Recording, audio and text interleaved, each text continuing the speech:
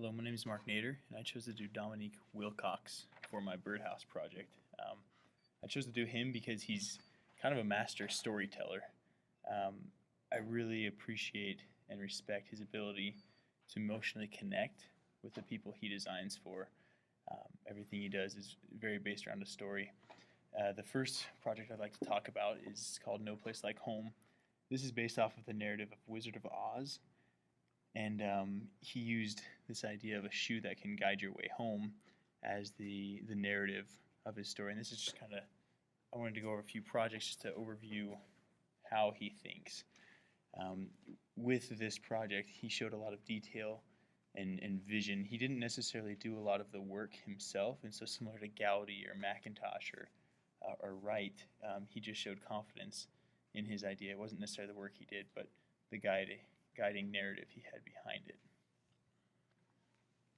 This other project is one he did just kind of more of an experiential project. It was man versus machine, and he went up against a rapid prototyping machine, and he constructed a palace faster than the machine, just to kind of prove a point and also create this emotional narrative of man versus machine. I think what he wanted to do is kind of contrast the arts and crafts versus standardization and not give in to this idea that 3D prototyping will just allow people to produce a bunch of rubbish, as he says, just create whatever they want.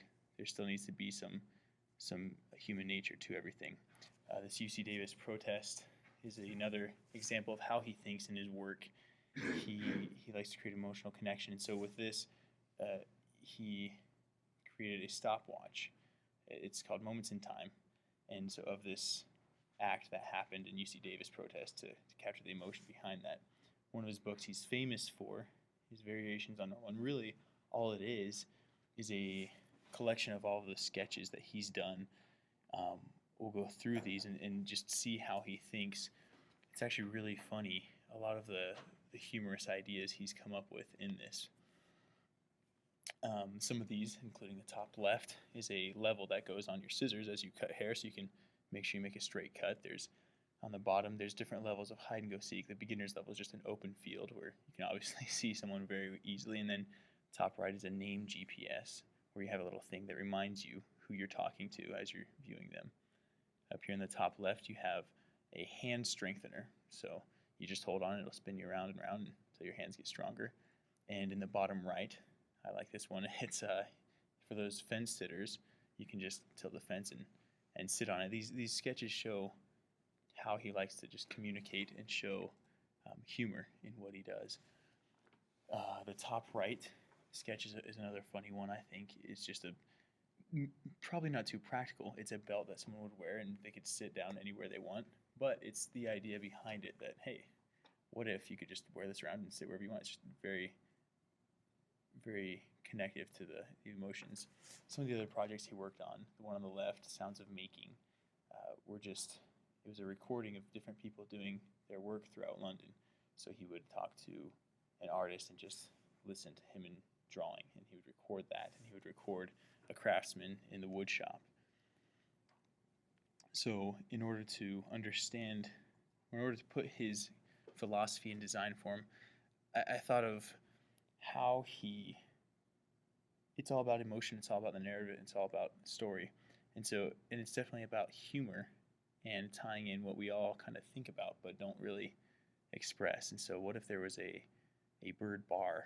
These are a few of my sketches, and I tried to draw like he sketched a bird bar. After a rough flight, the bird just kind of comes in, relaxes, it's open, he can come in, come out. And again, not very practical. You probably wouldn't think, well, a bird's not going to come and sit down to a drink, but the idea behind it is something we can all relate to. Maybe a lean-to. We've all had those hard days or in those kind of situations where we just need somewhere to take a rest. And so this can maybe be a symbolic connection as well as just the actual practical use of this idea. A bird yacht, just for a change of scenery. Does it have to be on a tree?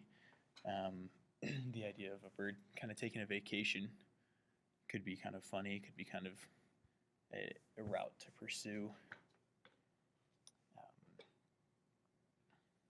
Move on to the next here. and then the birdhouse hat, so the bird's always covered. I mean, you think, well, hey, that's kind of practical. Again, not very.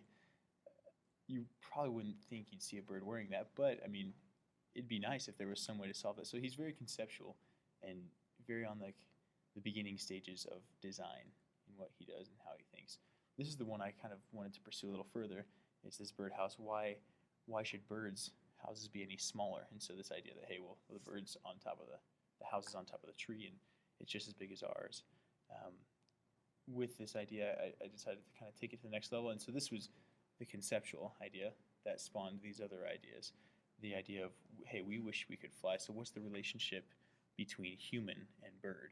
You know, birds wish they could live in the houses we live in, so we build a small little house. Well, that's not real representation. And we wish we could fly like them. And so maybe some kind of story could be created behind this idea of us wishing that we could fly and birds wishing that they could be like us. And so my birdhouse would really just be a house exactly like ours. And it would, be on the side of a tree like any other birdhouse, but it would be the right size, the right scale to a bird, and it would kind of communicate this idea, this relationship between us. But thank you for listening, and that's my project.